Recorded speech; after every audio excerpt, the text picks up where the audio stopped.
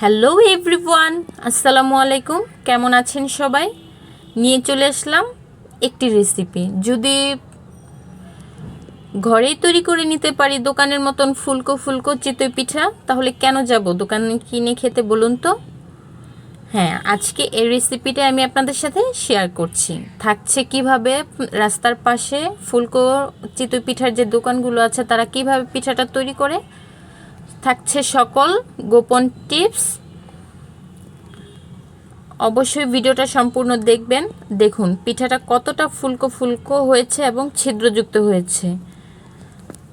আপনারা দেখেই বুঝতে পারছেন পিঠাটা কতটা পারফেক্ট হয়েছে। এই রেসিপিটা ট্রাই করলে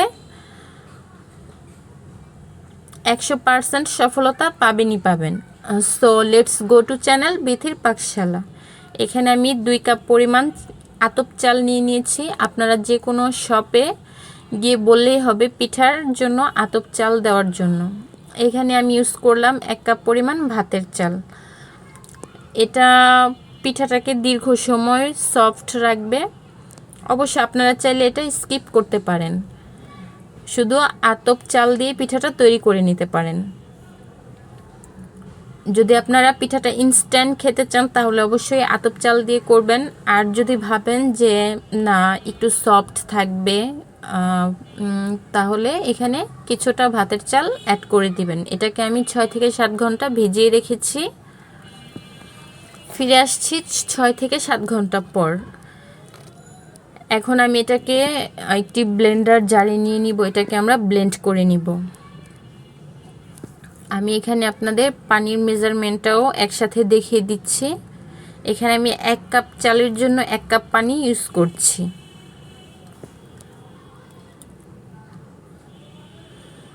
এখন আমরা এটাকে ব্লেন্ড করে নিব। 2 কাপ চাল দিলাম, তার সাথে আমি 1 কাপ পানি ইউজ করলাম। টোটাল 2 কাপ চাল 2 কাপ পানি আমি এখানে অ্যাড করেছি। ফিরে আসছি ব্লেন্ড করার পর। দেখুন এটাকে আমরা ব্লেন্ড করে নিয়ে আসছি। আমাদের ব্লেন্ড করে নেওয়া হয়ে গেছে। টোটাল আমাদের চাল ছিল 3 কাপ। সো আমরা এখানে 3 কাপ পানি ইউজ করেছি। পরে আমি আর সামান্য কিছুটা পানি ব্লেন্ডারটাকে ধুয়ে অ্যাড করেছিলাম। আর আমি তো লবণ টেস্ট অনুযায়ী দিয়ে দিয়েছি। সো তাওয়াটা, এই কড়াইটাকে আমি খুব ভালো করে গরম করে নিয়েছি, একদম ধোয়া উঠবে। তার সাথে একটু তেল ও পানি মিশিয়ে এই কড়াইটাকে আমি মুছিয়ে নিয়েছি। সো ঢাকনাটা উদাম করে প্রায় 2-3 সেকেন্ডের মতো আপনারা রেখে দিবেন পিঠাটাকে। মানে ঢাকনা উদাম করে তগনগত পিঠাটা উঠাতে যাবেন না। দেখুন আমার পিঠাটা আমি উঠিয়ে নিয়েছি। দেখুন পিঠাটা কতটা ফুলকো হয়েছে। আর দেখুন এই পিঠটাও সাদা হয়েছে। আপনারা দেখে নিশ্চয়ই বুঝতে পারছেন যে পিঠাটা কতটা পারফেক্ট হয়েছে। আমি আরও একটি পিঠা তৈরি করে দেখাচ্ছি আপনাদের। আমি সম্পূর্ণ প্রসেসটা দেখিয়েছি, এর জন্য আমার ভিডিওটা একটু বড় হয়েছে। আশা করছি আপনারা কেটে কেটে দেখবেন না, সম্পূর্ণ ভিডিওটা দেখবেন, তাহলে বেশ উপকৃত হবেন। আর এর মধ্যে আছে ছোট ছোট টিপস অ্যান্ড ট্রিক। এখানে আমি আঁচটা মিডিয়াম থেকে একটু হাইতে রেখেছি।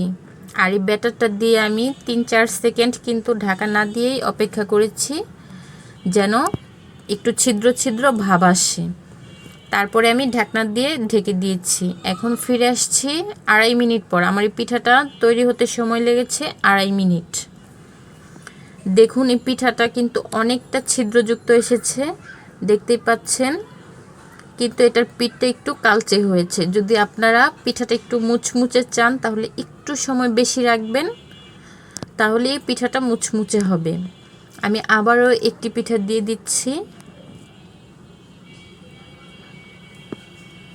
দেখুন আমি 2টি পিঠা তৈরি করে নিয়েছি। একটি পিঠা একটু মুচমুচে করে নিয়েছি, একটি সাদা মানে একটু ঝটপট তুলে নিয়েছি। আপনারা যেভাবে চান একটু সময়টা কম বেশি করে উঠিয়ে নিতে পারেন। সো আমি আবার ওই পিঠাটি আরেকটি পিঠা তুলে নিচ্ছি। দেখুন এই পিঠাটিও কিন্তু একদম ফুলকো ফুলকো ছিদ্রযুক্ত হয়েছে।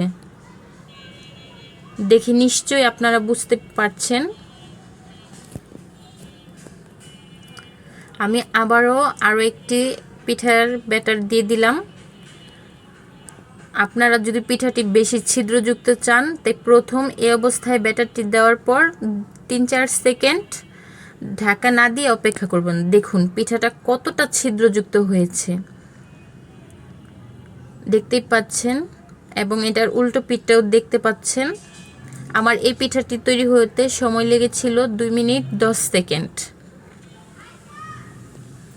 আর এই চিতই পিঠাটা পারফেক্ট হওয়ার আরও একটি কারণ, সেটা হচ্ছে চুলার আঁচ।